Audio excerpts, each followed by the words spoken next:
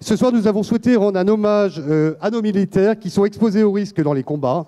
Et l'armée connaît bien le handicap. Et pour nous en parler, j'invite à nous rejoindre le général de division Georges Lebel.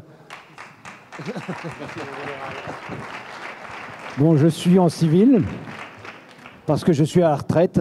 Et si je suis ici parmi vous ce soir, c'est que j'accompagne un ami de longue date qui est Édouard Brenne. Vous avez entendu Édouard. Édouard est un ambassadeur atypique. Je ne dis pas que je suis un général atypique, mais ce qui me touche énormément ce soir au milieu de vous, au milieu de cette diversité, au milieu de ces enjeux qu'on partage, et là, je veux être bien modeste témoin d'environ 1 millier de camarades qui, dans l'exercice de leur mission au service de la paix, ont laissé soit leur vie, soit une partie d'eux-mêmes, puisque la blessure va de la meurtrissure dans sa chair jusqu'à ce qu'on appelle aujourd'hui les syndromes post-traumatiques, champ qui existe depuis toujours, mais où la médecine a fait des progrès considérables et qui sont une véritable forme de handicap que je voulais signaler au milieu de nous tous ce soir. Je veux aussi saluer tous ceux qui se dévouent dans ce cadre-là, à la fois les camarades dans l'institution, je pense aux Invalides. Les Invalides, ça a presque 4 siècles, mais aussi toutes les associations qui vont d'affaires assez substantielles, qui savent réunir des fonds assez conséquents, jusqu'à des obscurs et des sans-grades qui militent justement pour permettre à ces camarades d'avoir cette accessibilité, ce retour à la vie, ce retour au service de notre pays. Merci de m'avoir écouté, merci de m'avoir entendu, et encore une fois, tous ensemble, institutions, associations, servons de tout notre cœur cette cause du handicap. Merci. Merci, mon général, pour votre témoignage. On va passer au trophée suivant.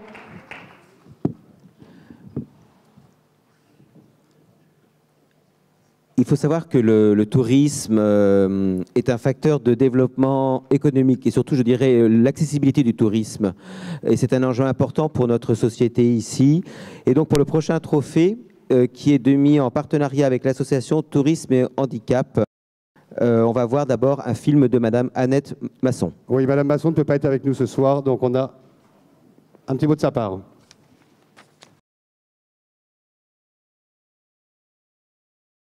Bonsoir à tous.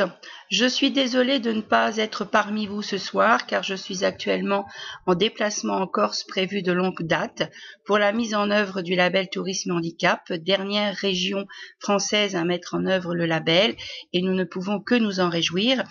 Je souhaite tout simplement féliciter tous les lauréats des prix Tourisme et Handicap qui sont aujourd'hui 2 prix pour à la fois récompenser les plus grandes structures et les plus petites structures qui ont fait de gros efforts pour permettre l'accessibilité à tous, qui sont parfois de sérieux modèles et qui, j'espère ainsi, vont porter la bonne parole auprès de leurs confrères.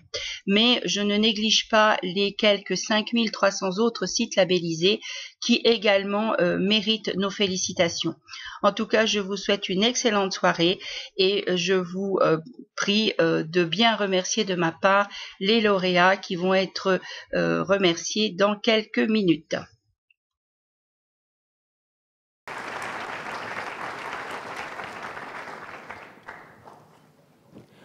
Alors, donc, nous allons remettre le trophée Tourisme et Handicap et concernant les petites structures touristiques. Et donc, les lauréats des régions qui sont nommés ce soir, ce sera peut-être d'ailleurs la prochaine destination de vos vacances, qui sait.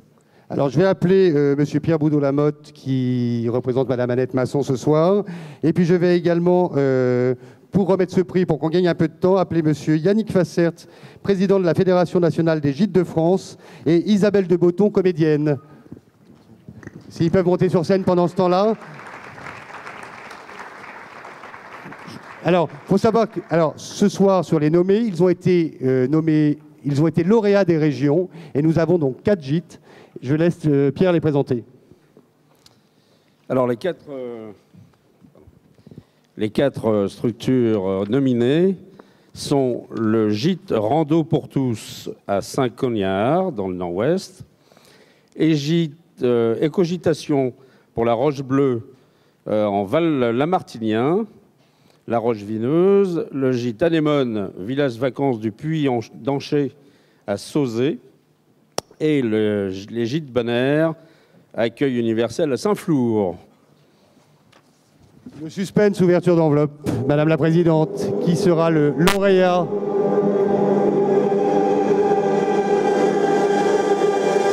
Le lauréat est les gîtes Bonner à Saint-Flour, dans le Cantal, pour l'éco-conception des chalets accessibles pour toutes les déficiences.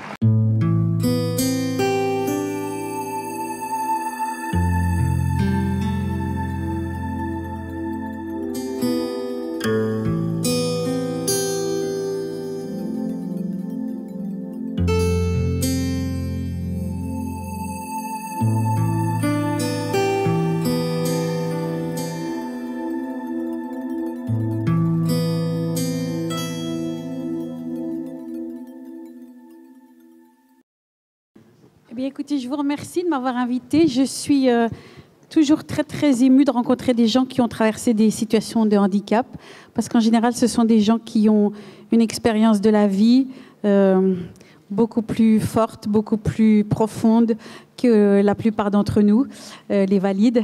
Et donc voilà, ça me fait super plaisir de pouvoir échanger avec des gens comme vous. Voilà, je suis aussi très contente d'être associée au tourisme parce que j'adore voyager. Moi qui suis née en Égypte, une vraie égyptienne donc, et qui suis arrivée en France pour vivre ma vie, eh bien, je sais ce que c'est que le voyage et combien ça ouvre l'esprit et combien c'est important qu'il soit accessible à tout le monde.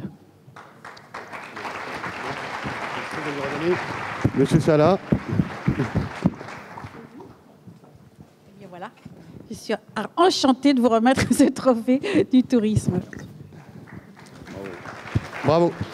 Une structure éco-construction et développement durable qui avait reçu le trophée des régions, je précise. Je vous remercie pour le trophée et tout simplement pour dire que malheureusement, dans tout ce qui est tourisme, si on veut partir en famille, y compris avec des personnes du handicap, c'est actuellement seulement 10% des locations saisonnières, gîtes ou hôtelleries qui peuvent sérieusement accueillir des personnes handicapées. Voilà.